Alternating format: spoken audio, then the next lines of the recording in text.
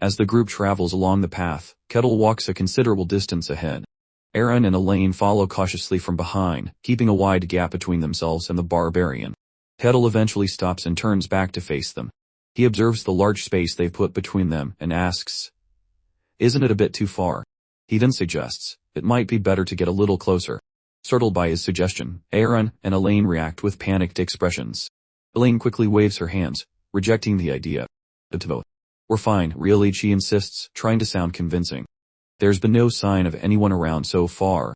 Kettle looks at them and accepts their decision. "I see," he says. "I don't quite get it, but if that's what makes you comfortable, fine." He turns away from them and resumes walking down the path, continuing to lead the way. Silently, Aaron and Elaine watch him for a moment before following along, still keeping a significant distance between them. As they journey onward, Elaine's expression is filled with unease. Her mind begins to wander, reflecting on how they ended up in this situation. She thinks to herself with a deep sense of resignation. And so, in the end, this is how it turned out. A flashback begins, pulling her back to the events of the previous evening at the mercenary assembly, to the moment a deal was struck and sealed with a firm handshake. In the flashback, Kettle stands before them with a bright, confident smile. "I'll be counting on you from now on," he says, introducing himself. "I'm Kettle." As he firmly shakes Elena's hand, she trembles with apprehension, a strange expression on her face.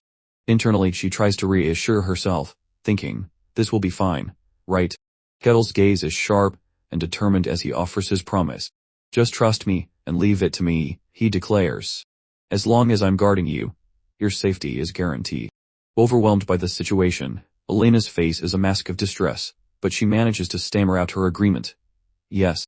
Her mind races with doubt, questioning the decision she's just made. Is this really the best option? She thinks to herself. The memory fades, bringing Elena back to the present reality of the dark woods. Her thoughts are abruptly cut off as Kettle. He makes a decision. "For now, we'll have to spend the night here," Kettle announces, causing Alan's eyes to widen in shock. Noticing her alarm, Kettle asks, "Are you okay?" Startled, Elena replies, Yes. Kettle calmly explains the reason for his decision. "As you can see, it's late and visibility is poor," he points out, adding, "since we departed in the evening, just as you requested." Understanding the logic, Alan hesitantly agrees. Right. Well, let's do that, then." Kettle observes their continued unease and thinks to himself, "It looks like the fear of barbarians runs deeper than expected." He reflects on his past experiences, a hint of disappointment in his thoughts. Maybe this time it'll last longer. Putting his thoughts aside, Kettle addresses them again. "Anyway, I'll set up a place for you to sleep," he says as he begins to prepare. Kettle reaches into his pouch and pulls out a small glowing item. With a swift flick, a brilliant streak of golden light flashes through the air, and in an instant, a sturdy tent materializes right before them. Alan and Elena stare with wide eyes and gaping jaws, completely stunned by the sudden appearance of the shelter. "Ah, an artifact," Elena shouts in astonishment. Both she and Alan are in disbelief, thinking to themselves, "An artifact of that level? How could a barbarian have that?" Seeing their shocked expressions, Kettle gestures casually toward the tent. You mean this?" he asks with a slight smile, then explains, "I got it after completing a lot of requests." Alan and Elena's relief is short-lived as they are immediately hit with another shocking realization. Kettle gestures towards the single shelter and asks, "But there's only one tent, so you'll have to share it. Is that okay?" Worry, Elena turns to him and asks, "Hey, Kettle, what about you?" Kettle replies with a confident smirk, completely unbothered by the prospect of sleeping outdoors. "I don't mind. I'm used to sleeping outside anyway." He reflects on his past, thinking that compared to digging holes in the snowfields to sleep, their current situation is a paradise. He then reassures them, "I'll also stand watch the whole night," adding with a boastful grin, "There was a time in the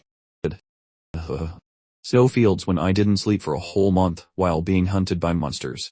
He privately admits to himself that his claim is a bit of an exaggeration. Turning his attention back to the nervous pair, Kettle says, "You two just sleep peacefully. I'll handle the rest." Looking down, Elena quietly interjects, "No, it's all right." With a look of genuine concern, Elena says to Kettle, "You don't need to overexert yourself like that. Let's take turns standing watch." Kettle, however, simply replies, "I don't mind." Unwilling to let it go, Aaron chimes in, firmly stating, "Neither do we." Faced with their unified insistence, Kettle pauses before finally giving in. "Well, if you insist, I suppose there's no helping it, he says, though internally he feels a tinge of regret. It was planning to gain your trust with this chance. What a shame, he thinks to himself. Meanwhile, Aaron's mind is filled with suspicion as he watches the barbarian. Who knows what he might do while we're asleep, he thinks, his distrust evident. The tense night eventually gives way to a calm, sunlit morning. Alina emerges from the tent looking completely drained with dark circles under her eyes. I didn't get a wink of sleep. I feel like I'm dying, she thinks to herself. She glances over at Aaron, who is sitting slumped against the tent, looking just as exhausted as she feels. Aaron, too, she notes grimly. Suddenly, a loud growl emanates from her stomach, and she clutches it with a pained expression. I'm hungry, she thinks, her fatigue now compounded by hunger.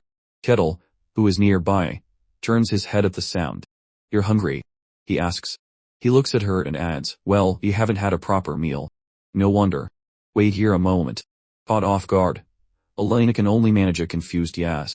Kettle then makes his surprising announcement. I'll cook something for you. Alina's face goes blank with shock, completely dumbfounded by his offer. Without waiting for a response, Kettle begins to prepare a meal, pouring oil into a cooking pot. Kettle skillfully tosses some chopped ingredients from his hand into the sizzling pan over the fire. Alina watches, her eyes wide with disbelief as she processes the unexpected scene unfolding before her. The barbarian. Cooking. She thinks to herself, utterly perplexed. Beside her, Aaron shares the same expression of bewildered shock. They both stare silently, unable to comprehend the sight. Finally breaking the silence, Aaron stammers with a look of utter horror. Did you ever learn how to cook? Without missing a beat, Kettle glances back at them with a cool expression, and calmly replies, it's just a hobby.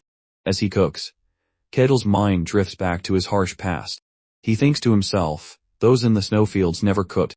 A grim memory surfaces of his fellow barbarians tearing into the raw meat and blood of slain beasts, driven solely by the primal need to fill their bellies. In stark contrast, Kettle recalls how he chose a different path. But I cooked using the remains of those beasts, he remembers. It was a perilous endeavor, as the ingredients available in the snow fields were often foul and dangerous, and there were times he nearly died from them. Through countless trials and errors, Kettle persevered, slowly perfecting his culinary skills.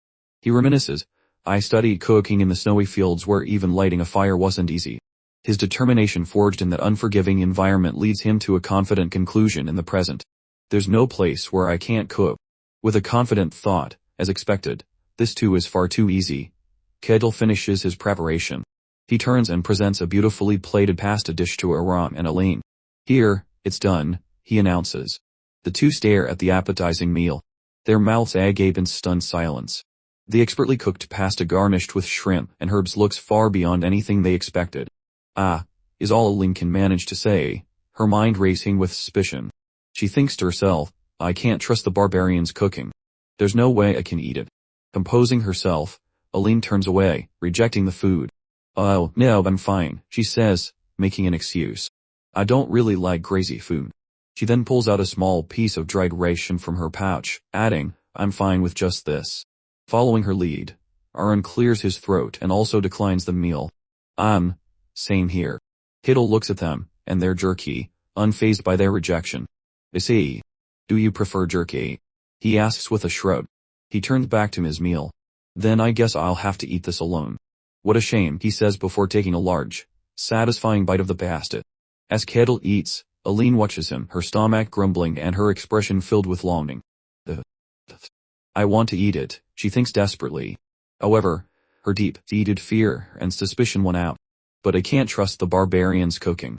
There's no way I can eat it, she concludes, looking down at her own meager rations in dismay.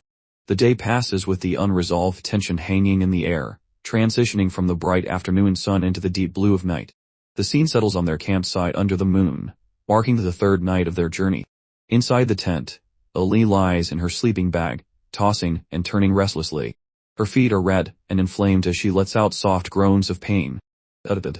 Hearing her sounds of distress, Aaron looks over with a panicked and worried expression. Leaning towards her, he asks in